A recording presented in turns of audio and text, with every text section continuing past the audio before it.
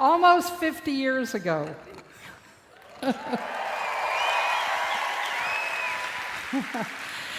The funny thing that happens, as soon as you walk off the stage with that diploma, you know what people ask you?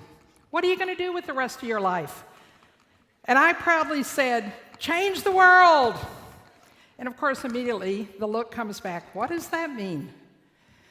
It took me 42 years of that 50 to find an answer. Now, it doesn't mean I wasn't doing anything. I was being an entrepreneur in the meantime. I was coaching, teaching.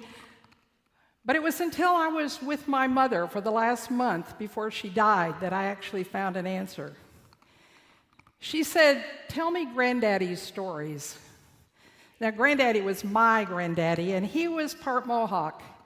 And his great-grandfather had been a part of the Trail of Tears, the Iroquois nation. Those who had migrated to the south ended up traveling. But what Granddaddy told the stories about were not all of the agony, although there was plenty of that, but what he called the 4 roles it took to rebuild a nation. That if you don't have these active, you can't bring things back to life. Those 4 roles start with, and you will know these names, anthropologists have shown them for years, but I learned them firsthand. There is the warrior, but not the warrior, as Granddaddy said, that fights. He's the one who makes us ask the questions, what's worth fighting for? And what does it mean to really see the real that is there?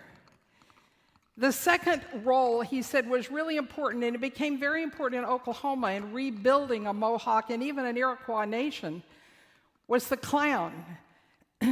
And sometimes they're called the court jester. What they're about is about conscience.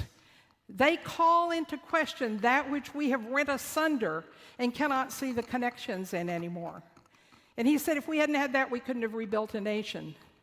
And then the third is the hunter. Now, the hunter does feed people, but it's more about the reciprocity of people with the nature of life and what it takes to be in that whole relationship.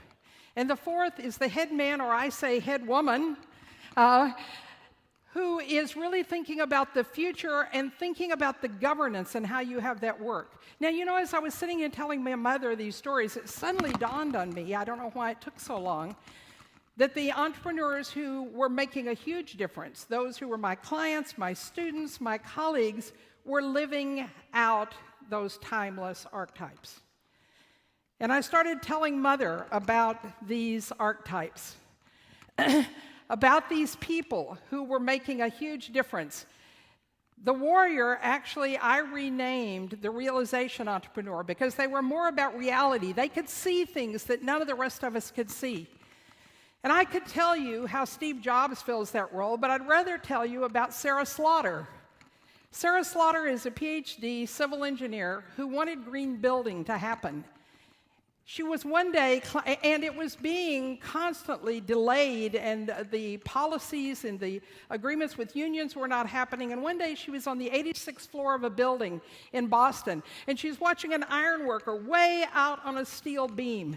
And she said, and I looked down, and suddenly green didn't seem as big an issue. Safety did. So when we got to the bottom, I talked to the iron workers, and I said, what do you do about making it safer? And they said, well, it's a constant fight. She built a business called Mocha, and for everything that she proposed green, there had to be a significant improvement in safety. It laid the groundwork for LEED to happen. Now she is a coach and a consultant to the Department of Defense on climate mitigation and rethinking every Department of Defense facility. That's a realization entrepreneur. Then there are the clown type, which I call the reconnection, because they help us see a whole system that's been broken apart and put into pieces. Now, I could tell you how Richard Branson has done that by requiring people to think about the entire life of anything Virgin Bills. But I'd actually rather tell you about Kip Baratoff. Now, Kip co-founded a company called Fish People. Hopefully some of you have seen Fish People's materials, products in the store. What he said was, it's not about getting the supply chain to work better, it's about getting the entire system to think together. So he brought together a co-op that is made up of the fisheries, including farm fishing, and we can do that safely. We don't know, most people don't know that, but it actually can be done safely. The boat and the fishing captain, the processor, the canner, and the distributor. And he put them all in the room, and he says, how do we make this coast, he started with Oregon, have a healthy fishing industry with healthy, vital waters and fish? They've done several things, but one of the most exciting things, and I hope you'll go look if you're in Costco or in fast foods, they put a QR code on it. And if you look at that QR code, you can actually tell the quadrant where the fish was caught. You can tell the captain who captained that boat. You can tell what the company was that processed it, what the canner was, what the distributor was, including you can tell for that piece of fish you're looking at exactly what the mineral content, including any toxins. That brings forth conscience. So you know what the decisions are you're making. You're putting the whole system back together, so I call them the reconnection entrepreneur. The third entrepreneur, which comes off of the hunter archetype, I call the reciprocity entrepreneur, because that's what the hunter was about. How we all fit together. We aren't separate. There isn't us and our environment. We are ecologically embedded in it. I also could tell you about Oprah and how Oprah has worked on reciprocity to not have us keep putting things outside of the circle of humanity and bring it back in. But instead, I'm going to tell you about Annalee Killian. Annalee Killian was in South Africa as the apartheid era was, well, I can't say coming to an end because we aren't there yet, but it was beginning to be transitioned into the new democracy of South Africa. She was working as an internal entrepreneur for a company called BHP Bulletin. And they needed to build a new smelter, which meant they needed to build a village that would hold 45,000 people. And what they were going to do when that was done was tear it all down and sell it for scrap. At the same time, Annalee was working on the election commission. And she was looking at what it was going to take to make the elections work. But for her, it was what it was going to take to make the new South Africa work. She went to her employer because she was responsible for most of the human resource work. And she said, you know, we will not have a South Africa that works for any of us if it doesn't work for black South Africans. Why don't we, instead of taking apart this village, why don't we turn it over in Zululand to a business park and a social services park and rebuild an economic vitality? Nelson Mandela gave them an award. And when the president of Bulletin came forward, he pointed to Annalee and he said, she made me see what it meant to be whole. That's the reciprocity entrepreneur. And the fourth comes off of the head man or head woman.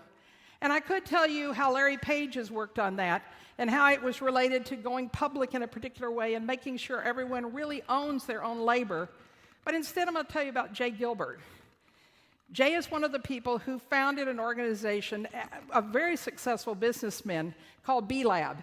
And the reason they did that is they wanted to know why business kept being seen as the devil, literally. They wanted to create a new way. They didn't know what it would be, but they created the B-Lab to study it. They came to California as one of their first ventures, and they got, under Schwarzenegger, a bill passed that would give organizations the right to include more than just shareholders. And Schwarzenegger vetoed it. Not because he didn't believe in it, but he said to them, I want you to go back and create a whole new entity. This isn't the way to do it. It will never be seen. And so in that process, what B-Lab did is created B Corp, which many of you probably know about, right? And B Corp became a way to brand so that we knew when a business was trying to be good. It was transparently doing that. It also helped investors know what they were investing in. It helped think about governance and what it meant to found a nation, and we regenerated that connection back to what it meant to be a part of capitalism in a way that can serve and make the future better.